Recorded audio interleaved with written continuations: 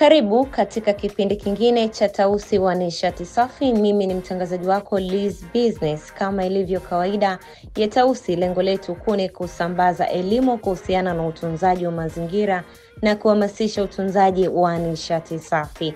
Mimi pamoja na timu yangu bado tupo hapa Morogoro katika harakati zetu za kuendelea kuhamasisha. Tuliweza kukutana na mdau mwenzetu huyu, balozi wa mazingira kwa kutajwa na Mheshimiwa Rais, si mwingine ni Selemani Msindi. Wengi mnamfahamu kwa jina la Mfalme wa Rhymes. Hapa namzungumzia kaka yangu Afande Sele. Karibu sana Afande.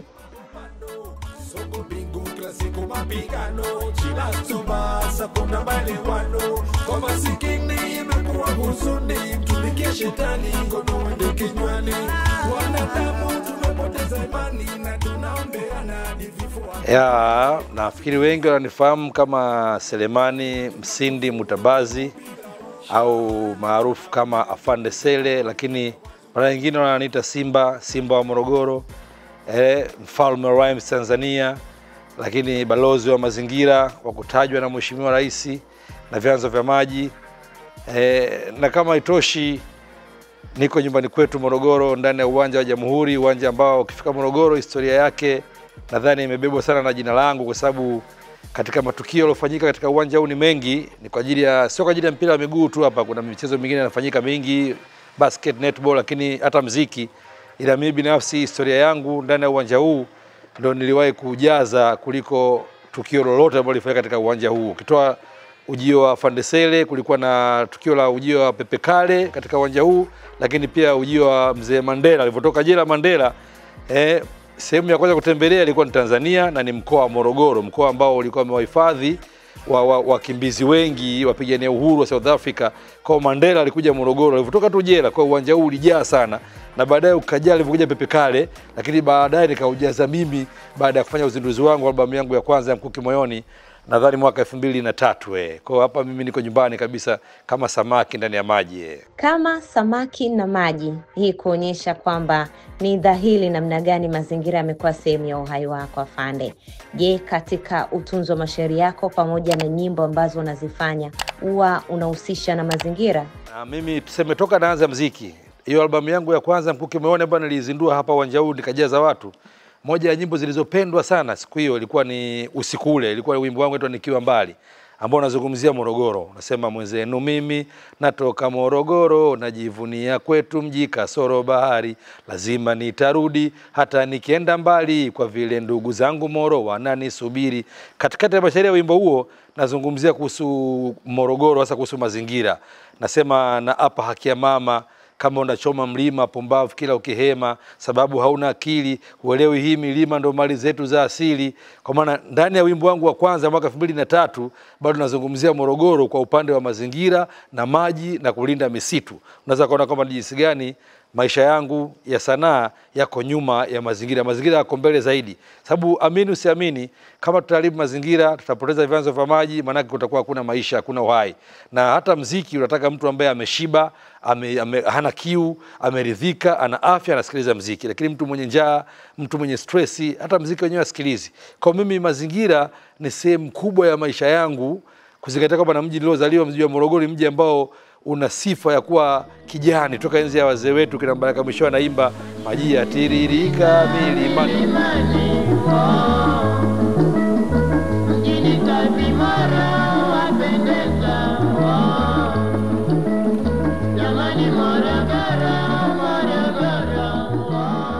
Ni milima hii ya Uluguru ambayo ilikuwa inashusha maji mwaka mzima, ni haijalishi kiangazi au masika, lakini ukienda kwenye mto unaweza kuzama wakati huo. Kwa mimi naamini mazingira yako mbele sana, na hata muziki wangu umejengwa na utunzaji wa mazingira na vyanzo vya maji kifupi.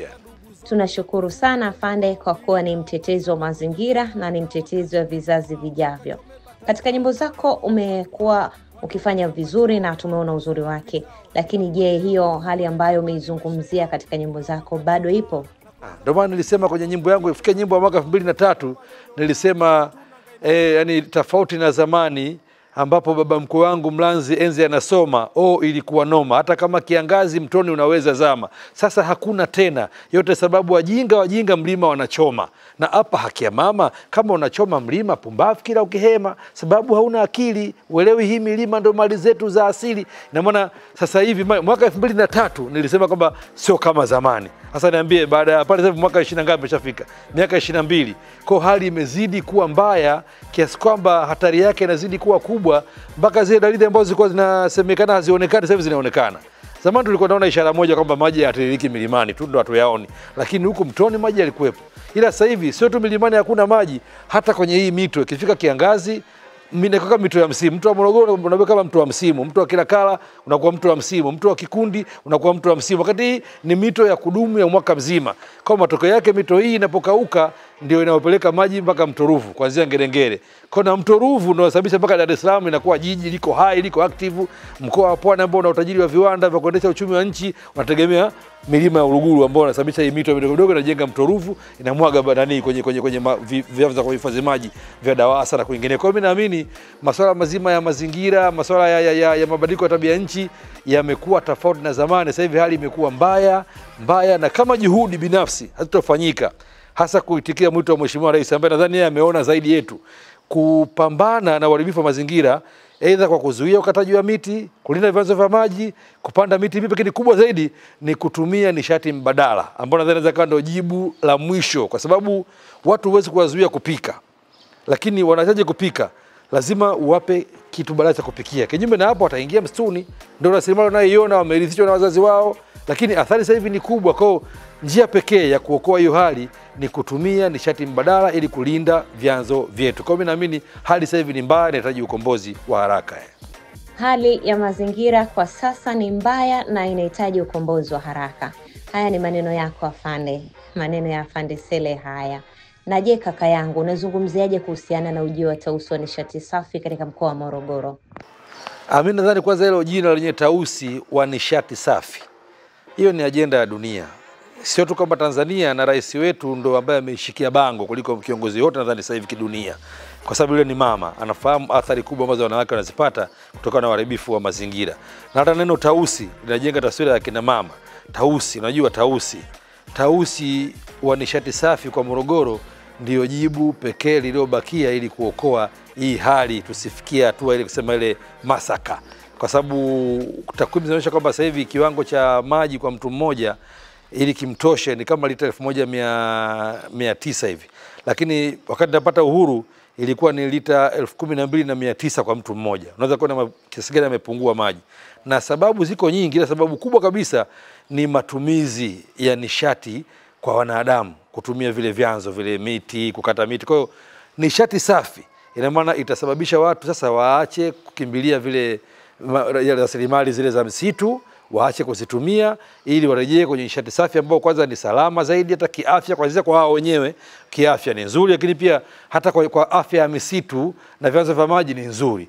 Kwa Tausi wa nishati safi ndicho kitu pekee ambacho Morogoro ilikuwa imebakia sasa ikipate ili kurejesha Morogoro ile ya zamani. Na sio tu Morogoro peke yake, maana ukiboresha milima ya Uluguru umeokoa jiji kama Dar es Salaam ambacho ndio kichwa cha Tanzania. Kama Tanzania ni mwili, kile ni kichwa. Umeokoa mapafu kwa maana mkoa wa Pwani ambao ndio wenye viwanda vingi. Kwa njia pekee ya kunusuru hayo mambo, kunusuru maisha, kunusuru uchumi ni kuwa na Tausi wa nishati safi. Ni kitu pekee ambacho kinasababisha Morogoro kikarudisha hali ya zamani. Na ndio mimi binafsi kwa nafasi yangu, sio tu kama msanii ila kama balozi wa mazingira, nimeona kwamba ni wakati sahihi sasa wa kuwaunga mkono hawa watu ambao wanataka tuzungumzie swala zima la Tausi wa nishati safi, ili kila mmoja kwa nafasi yake awe Tausi. Wako Tausi jike, wako Tausi dume. Mimi kama Simba dume natakiwa niwe Tausi dume sasa wa nishati safi. Na kina mama kule mtaani wawe matausi tena wa nishati safi. Kwamba tukiwa wote Tausi wa nishati safi, tunarejesha Morogoro ya zamani. Tushirikiane matausi dume na matausi jike ili tuweze kurudisha Morogoro yetu katika hali yake ile ya zamani. Ni kweli kabisa kaka yangu afande Sele ambavyo umesema. Kipindi cha nyuma ulikuwa na timu kubwa ya watendakazi, lakini katika ile timu ni wewe ambaye ulikuwa unajihusisha zaidi na mambo ya kijamii, na ni nini siri ya mafanikio yako kwenye hilo?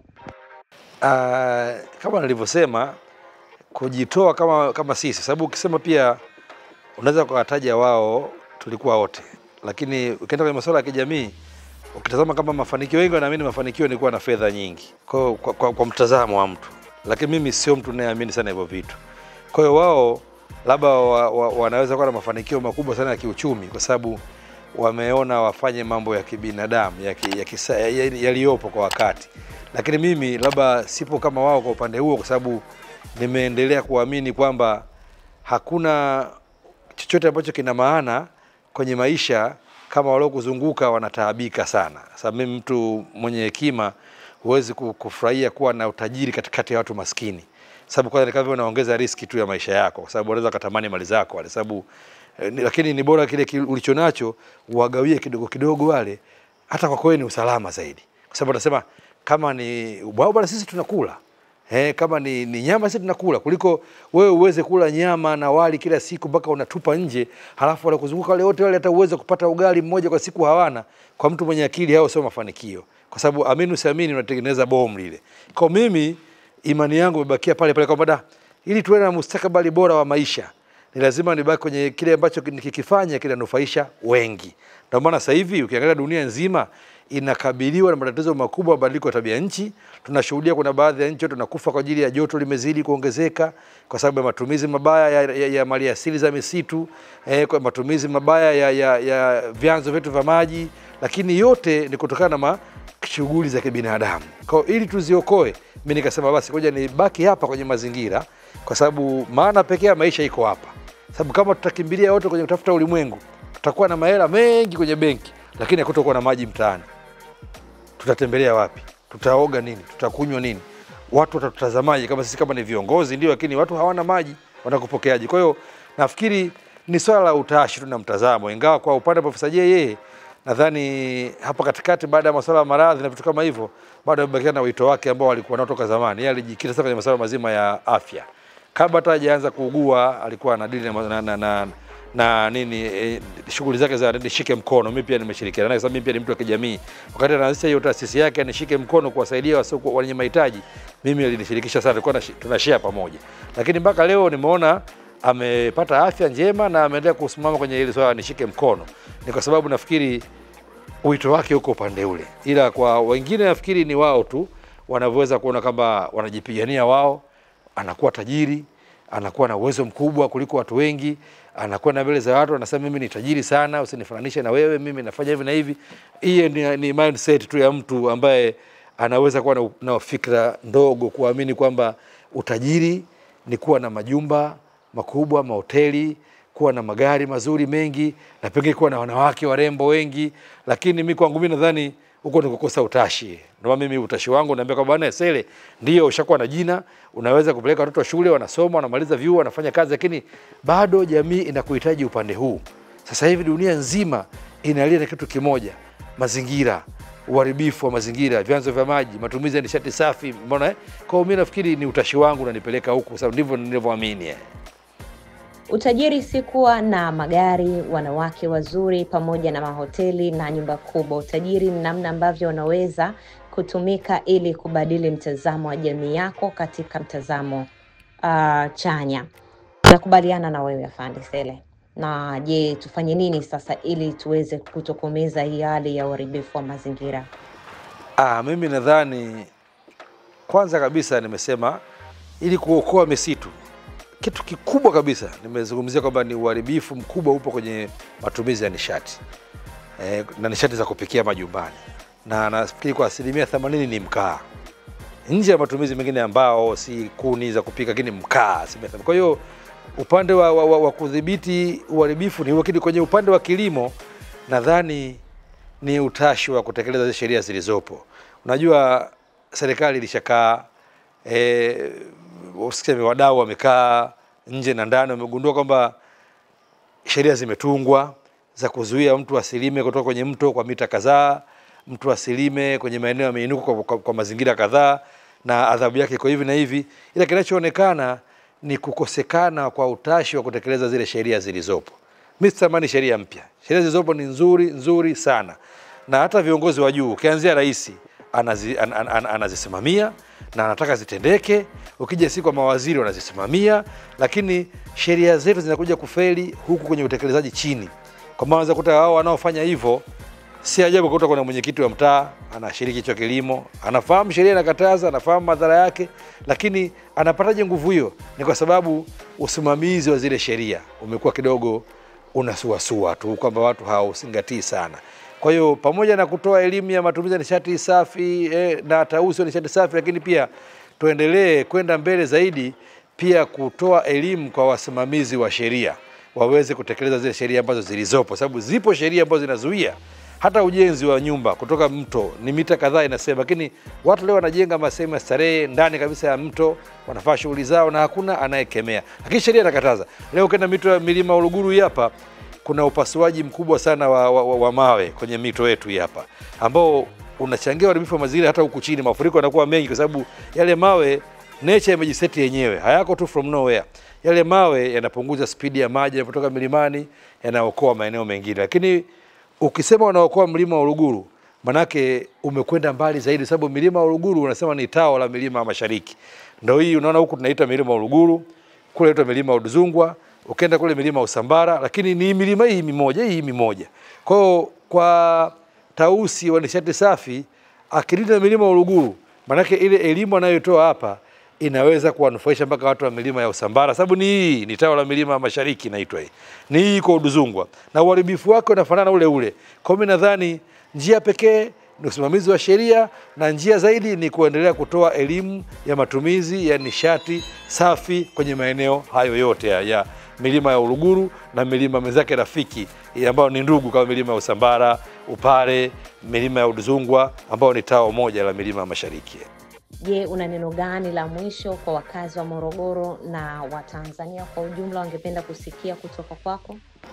Neno la mwisho, mimi kama mkazi wa Morogoro, na mimi ambaye nimekuwa nikiwa mdogo natazama maji yanatiririka kwenye milima yetu ya Uluguru, ni milima ambayo nimeiona kwa macho yangu ikiwa katika ubora wake, lakini pia nimeishuhudia kwa macho yangu ikianza kuangamia, nimeshuhudia pia athari zake. Kwa nimepokea tausi wa nishati safi kwa ajili ya milima yetu kwa namna ya kipekee, na naweza kusema kama tutashirikiana kwa mtakaponihitaji kwa nafasi yangu kama balozi wa mazingira, lakini pia kama msanii ambaye nimefanya vitu vingi kuhusu mazingira katika jamii yangu. Na ndio maana wakati mwingi napenda kusema tunza mazingira kama unavyoitunza sura. Unavyoipenda hela, yapende na mazingira. Hasara na madhara ya kuharibu mazingira tayari yanaonekana ulimwenguni kila mara. Kuna mafuriko, kuna matetemeko, ongezeko la joto, kukauka baadhi ya mito, kina cha bahari kila leo chaongezeka. Kuna baadhi ya visiwa vimeshaanza kufunikwa, majanga ya kumwaga, uharibifu wa mazingira wasababisha hata vimbunga na ukame, wakulima wasilime, wafanyakazi wasifanye sababu ya kukosa umeme, na majanga mengine kibao ngoja tuyaseme. Ndio maana tunasema vitumia nishati safi, kaa na tausi wa nishati safi, tutunze mazingira na vyanzo vya maji ili maisha yaendelee, sio hivyo. Asante sana balozi wa mazingira, ujumbe wako udhahiri kabisa. Ni kazi yangu mimi na wewe kuweza kufanya yale ambayo tumeshauriwa ili kuweza kutunza mazingira kwa faida ya vizazi vijavyo. Sina mengi zaidi kwa leo. Usikose kulike, kushare na kusubscribe mpaka kipindi kijacho. Mimi ni mtangazaji wako Liz Business. Mpaka wakati mwingine. Ukitangulia ukahesabiwe kuwa huna hatia, kama mfalme wa Tanzania au mfalme Hezekia wa kwenye Biblia, na yeye Mungu alimsamehe pia. Amen.